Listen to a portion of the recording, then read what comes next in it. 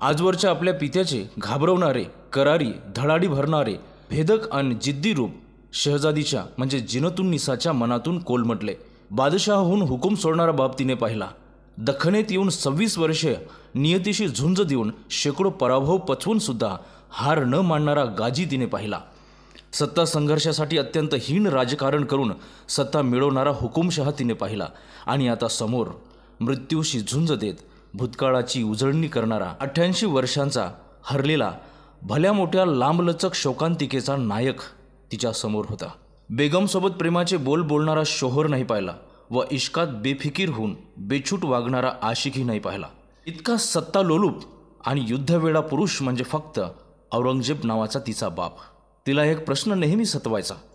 आज औरंगजेबाशी ती जरा मोकळेपणाने बोलत होती म्हणून तिने धाडस करून आपल्या पित्याला तो प्रश्न विचारण्याचे ठरविले. ती नजर खाली वळवून चोरट्या आवाजात म्हणाली, अबू अबू एक बात पूछनी थी हमें. औरंगजेबाला तिचा स्वर थोडा वेगळा वाटला. तो तिच्याकडे निरखून पाहत म्हणाला, हां बेटी पूछो. ती हळू आवाजात अडखडत बोलली, क्या आपने कभी. ती काही वेळ पुन्हा शांत झाली, गोंधळून पाहू लागली, मनातून थोडी घाबरली होती. औरंगजेब थोड्या चढ्या आवाजात विचारता झाला, पूछो बेटी क्या पूछना चाहती हो. ह्यावरती गोंधळल्या स्वरात पटकन बोलून गेली, अब्बू क्या आपने कभी किसी से मोहब्बत नहीं की. औरंगजेब पित्याच्या नात्याने तिला समजुतीच्या स्वरात म्हणाला, बेटी रात बहुत हो चुकी है, आप जाकर सो जाओ. त्याचे बोलणे ऐकून ती फार ओशाळली.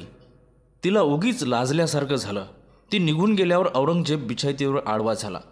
कपाळावर उजवा हात ठेवून तो तंबूच्या छताकडे एकटक पाहू लागला.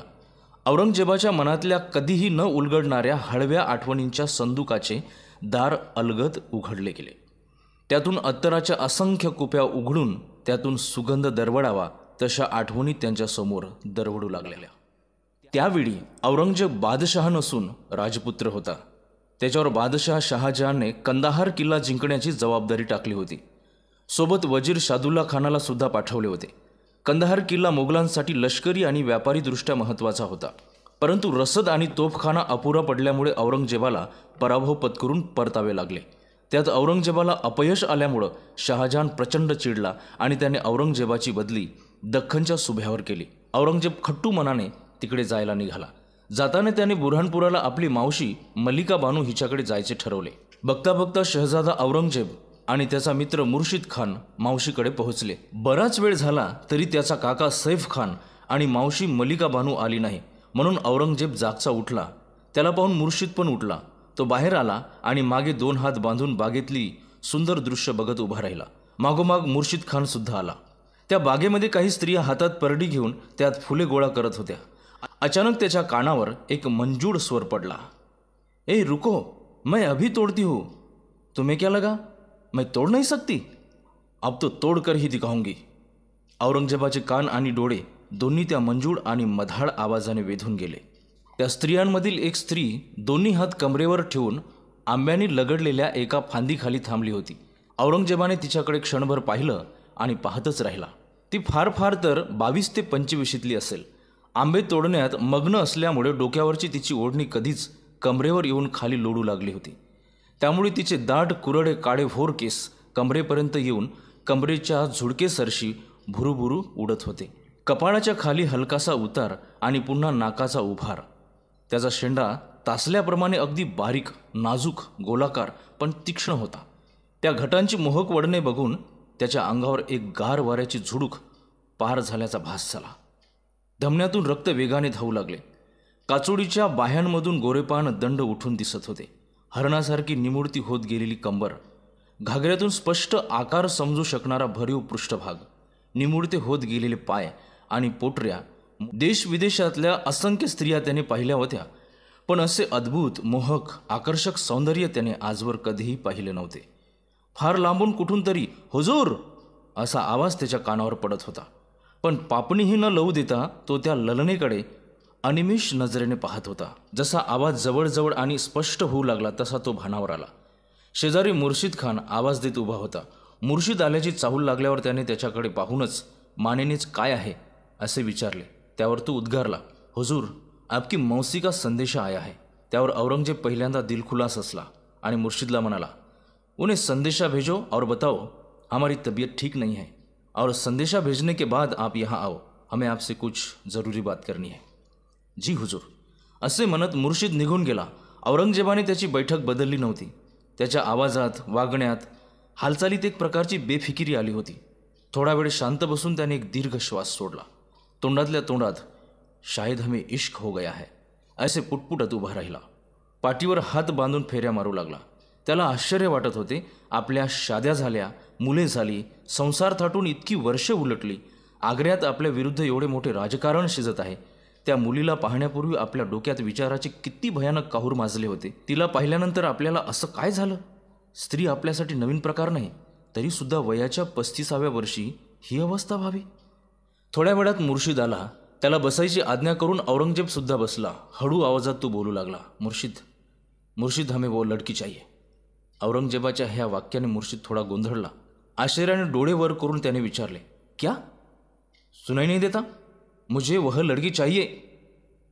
आता मुर्शिद थोडा सावरला. थोडा वेळ विचार करत तो बोलू लागला, हुजूर, हम उसे पा सकते हैं, लेकिन आपको इसके बारे में आपकी मौसी के साथ बात करनी पड़ेगी. शायद वही कुछ कर सकती है. औरंगजेब विचारात पडला.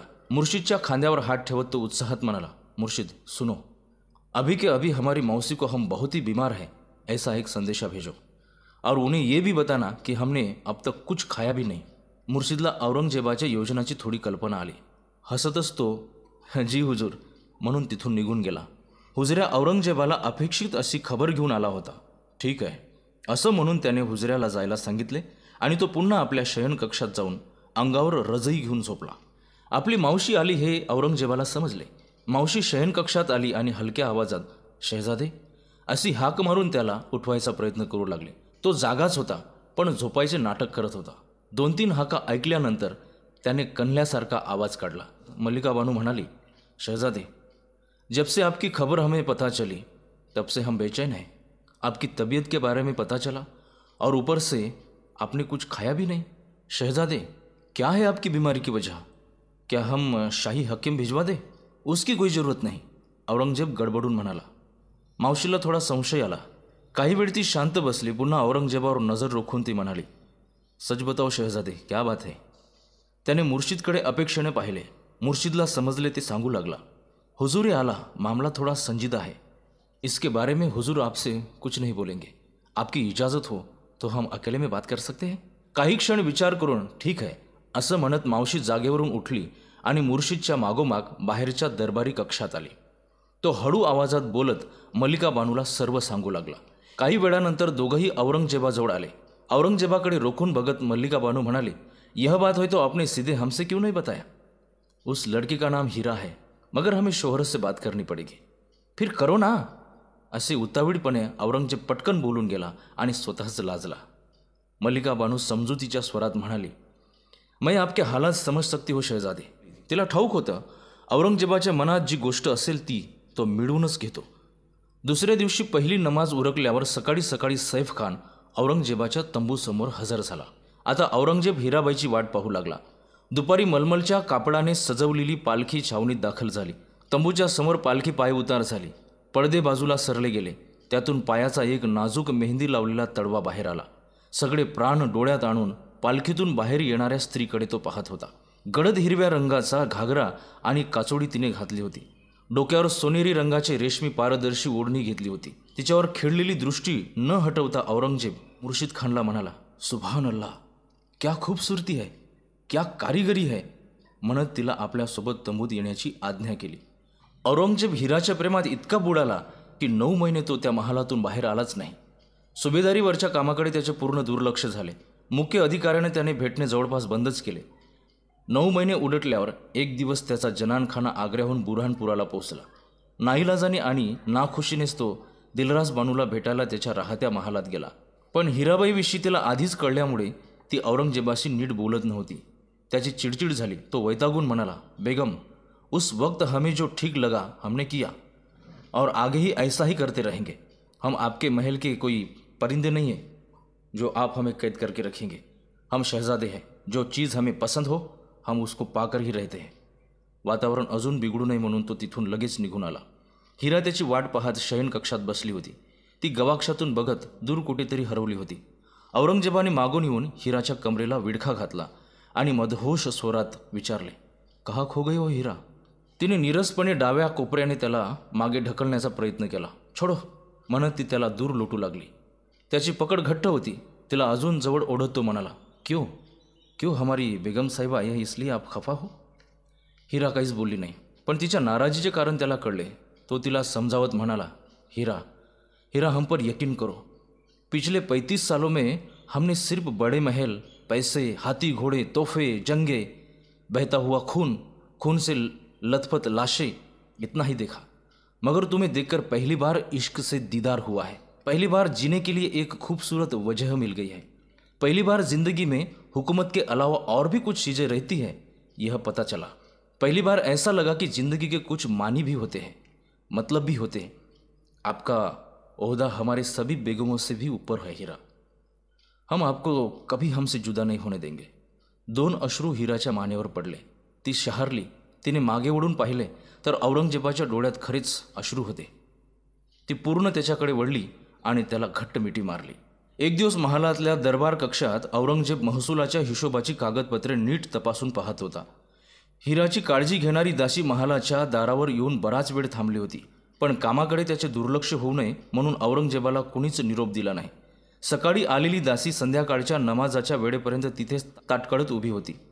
तिला आत जाऊन औरंगजेबाशी कसे बोलावे हे कळेना, कारण पहारेकरी तिला आत सोडत नव्हते आणि पहारेकऱ्यांना जनानखान्यातून, विशेष म्हणजे दिलरास बानूकडून कडक हुकूम होता. नमाज उरकून बाहेर फेरपटका मारण्यासाठी औरंगजेब बाहेर आला तेव्हा त्याला ती दासी दृष्टीस पडली. औरंगजेब काळजीने झपाझप पावले टाकत तिच्याकडे गेला आणि विचारले, क्या हुआ? त्यावर रडवेला चेहरा करून तिने एक हुंदका फोडला. त्याने घाबरून जोरात ओरडून विचारले, अरे क्या हुआ है?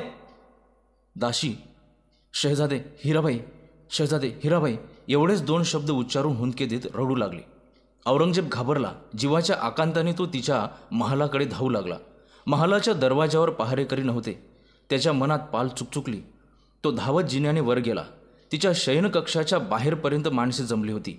हिरा असं मोठ्याने ओरडून तो गर्दीकडे धावू लागला. त्याचा आवाज ऐकून गर्दीने त्याला वाट करून दिली. धावत आल्याने त्याच्या श्वासांचा सुद्धा आवाज येत होता. इतकी गडद शांतता आत पसरली होती.